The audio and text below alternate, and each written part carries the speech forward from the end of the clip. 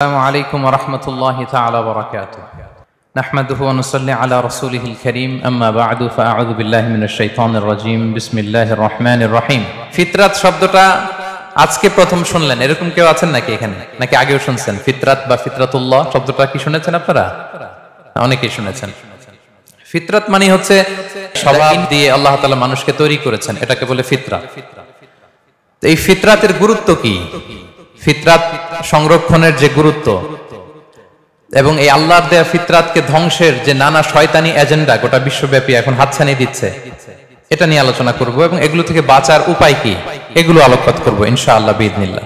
সম্মানিত সুধী, আমি শুরুতে সূরাতুর রুমের 30 নম্বর আয়াত তেলাওয়াত করেছি যেখানে আল্লাহ তাআলা ইরশাদ করছেন ফাআকিম ওয়াজহাকা লিদ-দীনি হানিফা, তুমি একনিষ্ঠ হয়ে নিজেকে দ্বীনের উপর প্রতিষ্ঠিত করো। ফিতরাতাল্লাহিল্লাতী ফাতারান নাস আলাইহা, আল্লাহর ফিতরাত বা আল্লাহর প্রকৃতিকে অনুসরণ করো যেই প্রকৃতির উপর আল্লাহ মানুষ সৃষ্টি করেছেন। হচ্ছে ফিতরাতুল্লাহ সংক্রান্ত সূরাতুর রুমের 30 নম্বর আয়াত। এবার আমি এটার ব্যাখ্যার দিকে যাচ্ছি।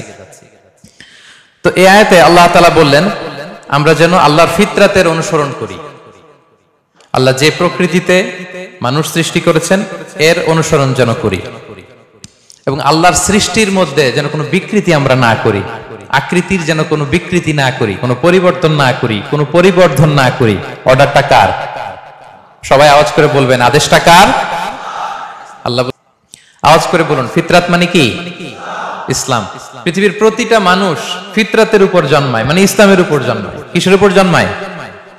সহিহ বুখারীর একটা হাদিস শোনায়, বিষ্ণু ঈসা ইসলাম ইরশাদ করছেন কুল্লু মাউলুদিন ইউলাদু আলাল ফিতরা ফাআবাওয়াহু ইউহাউবিদানি আও ইউনাসসিরানি আও ইউমাজ্জিসানি, পৃথিবীর প্রতিটি নবজাতক সন্তান ফিতরাত তথা ইসলামের উপর জন্মায়।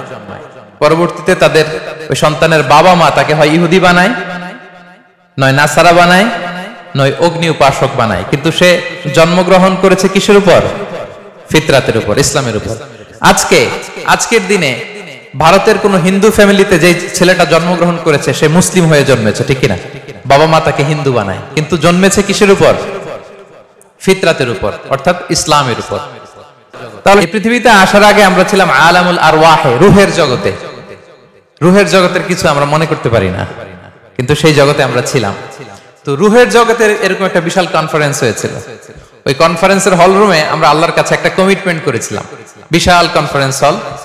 আল্লাহ তাআলা সাইয়েদনা আদম আলাইহিস সালামের পিঠের মধ্যে হাত বুলিয়ে দিলেন, আর সাইয়েদনা আদম আলাইহিস সালামের পিঠ থেকে অযুত লক্ষ নিযুত কোটি কোটি রূহ বের হয়ে নিচে পড়লো, আলোর মতো করে কোটি কোটি রূহ বের হয়ে পড়লো।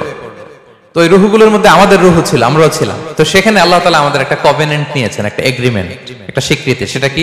আল্লাহ তাআলা সেই রূহের জগতের কনফারেন্সে আমাদেরকে জিজ্ঞেস করেছিলেন আলাস্তু বিরাব্বিকুম, আমি কি তোমাদের রব নই? আমরা কি বলেছিলাম? ক্বালু বালা ওয়া শাহিদনা, অবশ্যই অবশ্যই আল্লাহ তাআলা আপনি আমাদের রব, এবং আমরা সাক্ষী দিলাম। অনেক বৌদ্ধ বড়ুয়া আমার কাছে এসে দেখা করছে যে হুজুর আমি আপনার ওয়াজ শুনি, ধর্ম কি? কথা বলেন। আর হিন্দু কি পরিমাণে যে মুসলিম হয়েছে এটা তো আর পাবলিকলি আমি অ্যানাউন্সও করি না। কি পরিমাণে হিন্দু ভাইরা যে আমাদের আলোচনা শুনে এসে শাহাদা পড়ে ফেলছে এটার কোনো হিসাব নাই দেশে বিদেশে।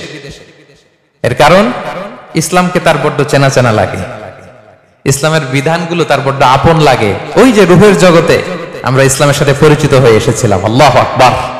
ফিতরাতের 2 নাম্বার অর্থ হচ্ছে আরবিতে বলে আল কাবিলিয়া, মানে যোগ্যতা। কিসের যোগ্যতা? স্রষ্টাকে চেনার যোগ্যতা, স্রষ্টার বিধান মেনে চলার যোগ্যতা। এই যোগ্যতা প্রতিটা মানুষকে দিয়ে আল্লাহ সৃষ্টি করেছেন, আলহামদুলিল্লাহ। তাহলে ফিতরাতের 1 নম্বর অর্থ হচ্ছে ইসলাম, আমরা সবাই ইসলামের উপর জন্মেছি।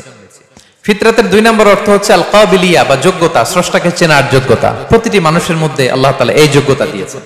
এই যে আমরা নামাজে দাঁড়াই, পৃথিবীর সব ব্যস্ততাকে পেছনে ফেলে আল্লাহু আকবার নিজেকে আল্লাহর কাছে সঁপে দিলাম, ঠিক কিনা? আমরা যখন রোজা রাখি, ঘরের ভেতরে যখন একা থাকি, পৃথিবীর কেউ দেখে না, তৃষ্ণায় গলা ফেটে যায়, তারপরে এক ঢোক পানি খাই, দিস ইজ ফিতরাত। ইজহার আর রেদা পরে লাব্বাইক লাব্বাইক বলে আরাফাতের ময়দানে কাঁদি, এক সত্তাকে ডাকি, তিনি কে? দিস ইজ ফিতরাত। রাসূল সাল্লাল্লাহু আলাইহি ওয়াসাল্লাম এক সাহাবাকে বললেন ইদা আখাযতা মাদজাআকা আও আওয়াইতা ইলা ফিরাশিক ফাকুল, এক লোক রাসূল সাল্লাল্লাহু আলাইহি ওয়াসাল্লাম বললেন তুমি যখন রাতে বিছানায় ঘুমোতে যাও তখন একটা দোয়া পড়বে। আমরা তো শুধু একটা দোয়াই পড়ি, বিসমিকা আল্লাহুম্মা আমুতু ওয়া আহইয়া, এটা পড়েন আপনারা না? আল্লাহুম্মা বিসমিকা আমুতু ওয়া আহইয়া, এই একটা দোয়াই পড়ি। কিন্তু রাসূল সাল্লাল্লাহু আলাইহি ওয়াসাল্লাম ঘুমের আগেও আরো চমৎকার চমৎকার অনেক দোয়া পড়তেন। ওই সাহাবীকে বিষ্ণু সাল্লাল্লাহু আলাইহি ওয়াসাল্লাম বললেন, ইদা আওয়াইতা ইলা ফিরাশিক, তুমি যখন রাতে বিছানায় ঘুমোতে যাবা তুমি এই দোয়াটা পড়বা। দোয়াটা কি? আল্লাহুম্মা ইন্নী আসলামতু ওয়াজহি ইলাইক ওয়া ফাওয়াদতু আমরি ইলাইক ওয়া আলজাতু যাহরি ইলাইক রাগবাতান ওয়া রাহবাতান ইলাইক লা মালজা ওয়া লা মানজা মিনকা ইল্লা ইলাইক আল্লাহুম্মা আমানতু বিকিতাবিকাল্লাযী আনসালতা ওয়া নাবিয়্যিকাল্লাযী আরসালতা। পড়েন আপনারা, এটা পড়েন? অনেকে বলে হুজুর শুনিই তো নাই কোনোদিন, পড়বো কিভাবে? এই যে আজকে আলোচনা করলাম, এটা রেকর্ডে থাকবে, আপনারা শুনে মুখস্থ করে নেবেন।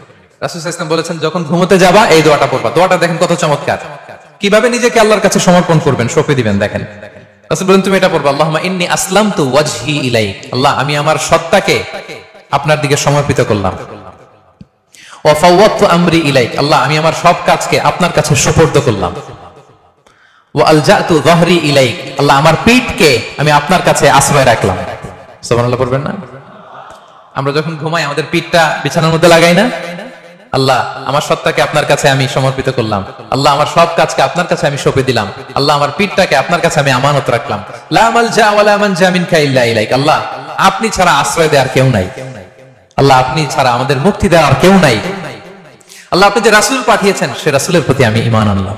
আল্লাহ যে কিতাব আপনি আসমান থেকে পাঠিয়েছেন ওই কিতাবের উপর আমি ঈমান আনলাম। সুবহানাল্লাহ পড়েন।